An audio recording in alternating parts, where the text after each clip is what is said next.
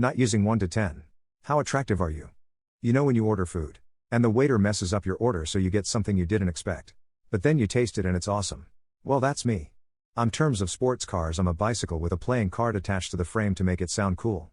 I'm a 98 Corolla with cardboard on my rear passenger side window and several industrial band stickers on the boot. Long ago went on my first car date. The date's mother answered the door and invited me in. She went to the stairs and called up to her daughter, "Better than nothing is here." And quote.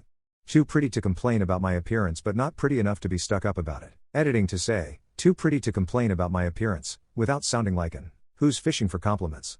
A perfectly toasted grilled cheese sandwich and a steaming bowl of tomato soup by the fire while a snowstorm blows outside. You know that one really attractive store clerk you see at the local grocery store? I'm the creepy guy staring at her from the soup aisle. Enough that when I undress in front of my husband, his face lights up with pure, unbridled joy. But not enough to be bothered or disrespected in the workplace. Well, if Margot Robbie is a royal flush and Daisy Ridley is a 4 of a kind, I'm an unopened pack of reverse Uno cards. You know that wrinkly potato that you forgot about in the pantry, growing things off of it? About that. You know the trope of the main character / girl next door having this amazing glow up and it turns out they were beautiful all along? Yeah. No amount of glow up would fix this mess. I look like Seth Rogen. But I'm a woman. Edit. Apparently most of us didn't know it's Rogan and Quat. And y'all. This is a hill I will die on. I knew I was his female doppelganger since Freaks and Geeks. And also, thanks. How often do you and your so refer to each other by your actual names compared to terms of endearment / pet names? Most of the time now. I really miss when my partner would call me baby. I never had anyone call me that in a relationship before since they never got serious. So whenever he did it made my heart melt, as cheesy as it may sound. Over time he just stopped, which kinda made me sad. And it feels weird to have to ask him too. We just call each other by our names now. Don't take it for granted y'all when your partner calls you by SMT sweet. I'd say it's about a 50-50 split. Sometimes I call him by his name. Sometimes a pet name. The one thing I never call him is the socially accepted short form of his name. Think Michael and Mike and Apos. Yuck, lol. I always cringe a little inside when people call him Mike in conversation. I don't know why. He doesn't mind it at all. Interestingly, we have a lot of couple friends where the husband has the same name as him. And I have no problem calling them the short form. But their wives always call them by their full name. Maybe it's a wife thing? In the decade I was in an LDR with my one and only relationship, I was called my actual name. I think less than 5 times. We met in a chat room. And I just much prefer my nickname there over my RL name. My name is just one thing my not very supportive parents gave me.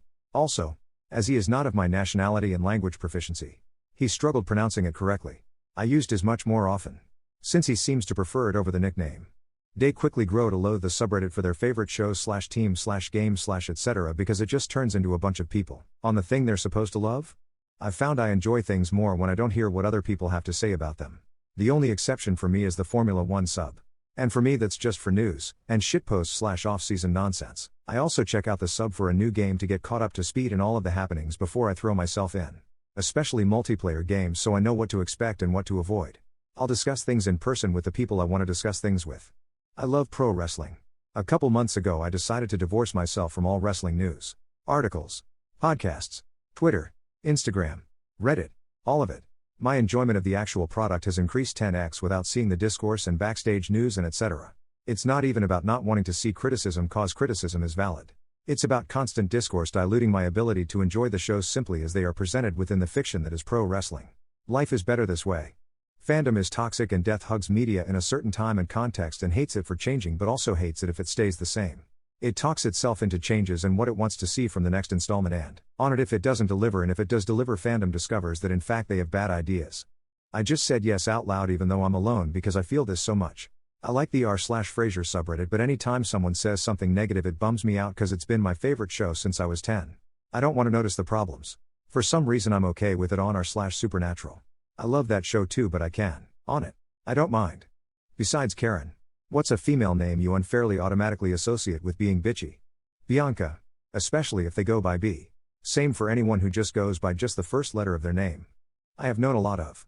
Here's my list. Tara, Juliana, Antonia, Bonnie, Erica, Addie, Gwendolyn, Tessa, Teresa, Corinne, Nava, Karen, Angelina, Adrienne, Janine, Rosanna, Leslie, Linda, Haley, Bernadine, Laurel, Roslyn, Betty, Jerry, Marcia, Janine, Kelly, Margot, Elena, Winifred, Lelia, Aura, Maureen, Chris, Sophie, Doris, Josie, Shirley, Polly, Milagros, Bessie, Mia, Lizzie, Elsie, Tanya, Catherine, Krista, Marcia, Lenora, Abigail. Any common name that's grossly misspelled just to make her seem different/special. Ethel is 50-50. You're either a sweet old grandma with a bowl full of Werther's candies, or you're a mean old lunch lady who takes pride in turkey mashed potatoes rice soup slop and gives you the stink eye if you are too slow in the line. Any name that would normally end in Y or E but instead ends only with I and Quat. Think Jesse and Quat, Tiffany and Quat, and Kelly and Quat. Katie, I'm sure there are good ones out there, but I've met far too many Katies that are total. TBH, I have only known one person named Karen, and she was one of the funniest and kindest people I've had the pleasure of working with, as well as being good at her job. The Karen thing is dumb, and I've never met a Karen who acts like this. But I have met some who are bullied because of the stereotype. I know one girl who won't even use her real name when placing an order.